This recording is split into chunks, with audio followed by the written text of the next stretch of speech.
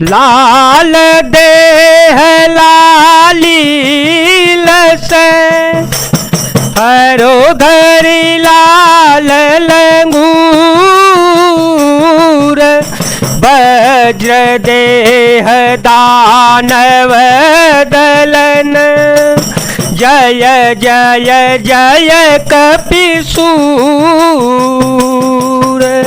कंकन किंकिनी नूपुर धुने सोने कहत लखन सन राम हृदय गोने मानहु मदन दुंदुभिदीनी मनसा बेस्व विजय कह कीनी हस कहि फिर चितिए तेहि ओरा सिय मुख ससि भय नयन चकोरा भय बिलोचन चारो अचंचल मन हो सकोचन में तजे दे गंचल मन हो सकोचन में तजे दे गंचल। कंकड़ हाथों के कड़े करधनी और पाजेब के शब्द सुनकर श्री रामचंद्र जी हृदय में विचार कर लक्ष्मण से कहते हैं, यह ध्वनि ऐसी आ रही है मानो कामदेव ने विश्व को जीतने का संकल्प करके डंके पर चोट मारी है। ऐसा कहकर श्री राम जी ने फिर उस ओर देखा। श्री सीता जी के मुख रूपी चंद्रमा को निहारने के लिए उनके नेत्र चकोर बन गए, सुंदर नेत्र स्थिर हो गए, टकटकी लग गई, मानो निमि जनक जी के पूर्वज ने जिनका सबकी पलकों में निवास माना गया है, लड़की दामाद के मिलन के प्रसंग को देखना उचित नहीं, इस भाव से सकुचा कर पलकें छोड़ दी, पलकों में रहना छोड़ दिया, जिससे पलकों का गिरना रुक गया। देखी सिय शोभा सुख पावा हृदय सराहत वचनो नयावा जनु बिरंचि सवनि जनि पुनाई बिरचे बेस्व कह प्रगति दिखाई। सीता जी की शोभा देखकर श्री राम जी ने बड़ा सुख पाया, हृदय में वे उसकी सराहना करते हैं, किंतु मुख से वचन नहीं निकलते।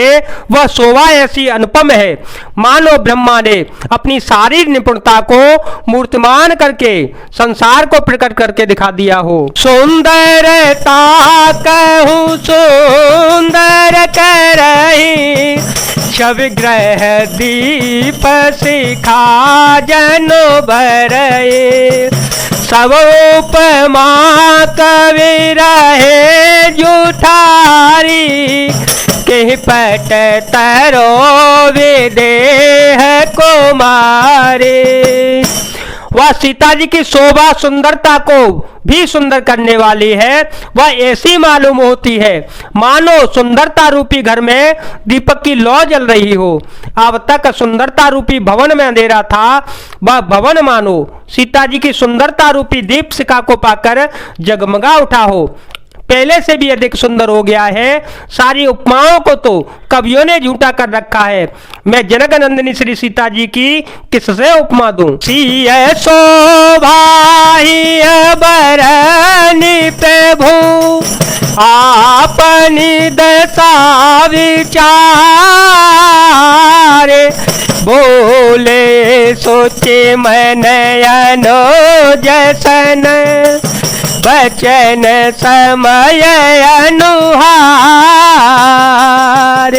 मंगल भवन मंगल हारे देव हो तु दशरथ अजर विहारी राम सिया राम सिया राम सिया राम सिया राम जय जय राम।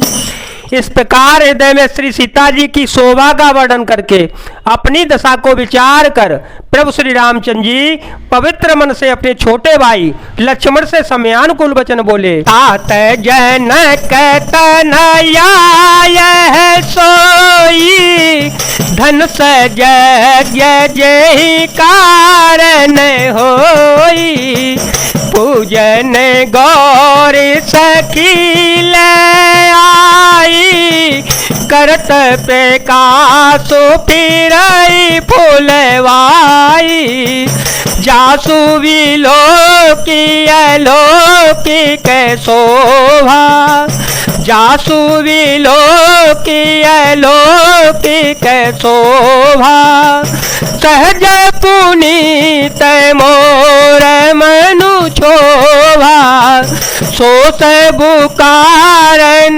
जान विधाता सो सबु कारण जान विधाता फरक ही शुभदयांग सोनु भ्राता मंगल भवनय मंगल हारी ध्रुव हो सो दशरथ अजिर विहारी राम सिया राम सिया राम सिया राम सिया राम जय जय राम। प्रभु श्री राम जी बोले, हे तात, यह वही जनक जी की कन्या है जिसके लिए धनुष यज्ञ हो रहा है।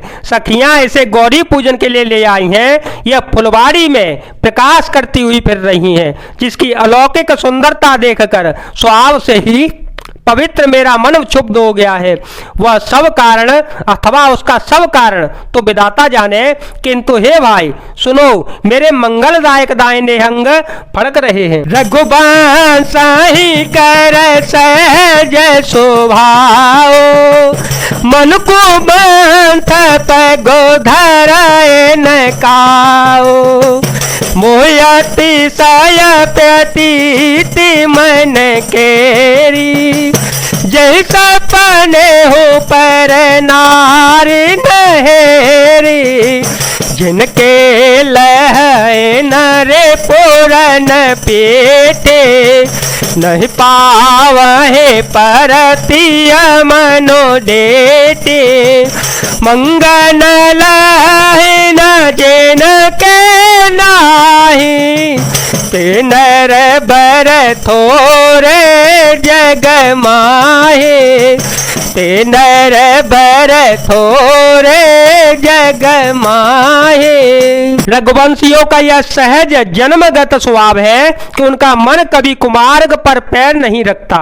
मुझे तो अपने मन का अत्यंत ही विश्वास है कि जिसने जागृत की कौन कहे, स्वप्न में भी पराई स्त्री पर दृष्टि नहीं डाली, रण में शस्त्र जिनकी पीठ नहीं देख पाते, अर्थात जो लड़ाई के मैदान से भागते नहीं, पराई स्त्रियां जिनके मन और दृष्टि को नहीं खींच पाती, और बेकारी जिनके यहाँ से नहीं लौट पाते, खाली हाथ नहीं लौटते, ऐसे श्रेष्ठ पुरुष संसार में थोड़े हैं। करत बत कहे अनुज सन मन सियरो पलोभान मुख सरोज मकरंद छवे करय मधुपैव पान मंगल भवनय मंगल हारी द्रव हो तो दशरथ अजर विहारी राम सिया राम सिया राम सिया राम सिया राम जय जय राम। यो श्री राम जी छोटे भाइयों से बातें कर रहे हैं, पर मन सीता जी के रूप में लुभाया हुआ है। उनके मुख रूपी कमल के छवि रूप मकरंद रस को पौधे की तरह पी रहा है। चितवत चकित चहु देसी सीता कह गए नृप किशोर मनो चिंता जहाँ भी लोक मृग सावक ने श्रेणी जनुतः बारिश कमल शीत श्रेणी लताओट तव सखिय लखाए श्यामल गौर किशोर सोहाए देखी रूप लोचन ललचाने हर से जनु निज निधि पहचाने। सीता जी चकित होकर चारों ओर देख रही हैं। मन इस बात की चिंता कर रहा है कि राजकुमार कहाँ चले गए। बाल मृग नैनी मृग के छोने की सी आंख वाली सीता जी जहां दृष्टि डालती हैं वहां मानो श्वेत कमलों की कतार बरस जाती है। तब सखियों ने लता की ओट में सुंदर श्याम और गौर कुमारों को दिखलाया। उनके रूप को देखकर नेत्र ललचा उठे। वे ऐसे प्रसन्न हुई मानो उन्होंने अपना खजाना पहचान लिया हो। थके नयन रघुपति छवि देखे पलक के ही हो परिहरी निमित्त अधिक स्नेह देह भय भोरी सरदस सिंह जनु चितव चकोरी लोचन मगरा मही उरयानी लोचन मगरा मही उरयानी दीने पलक कपाट सयानी जब सिय सखिय प्रेम बस जाने कह न सकहि कछु मन सको चानी।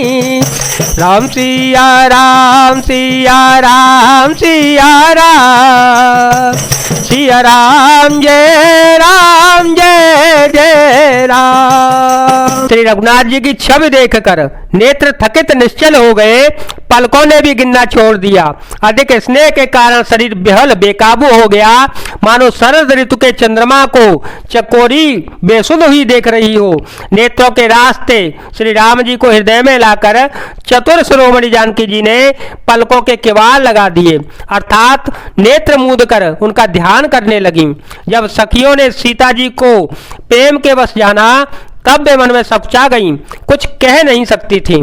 लता भवन ते प्रगट भे ते अवसर दो भाई निकट जनो जोग विमल बेदो जलद पटल विल गाय। जय जय राम जय जय राम जय जय राम जय जय राम जय जय राम जय जय राम जय सिया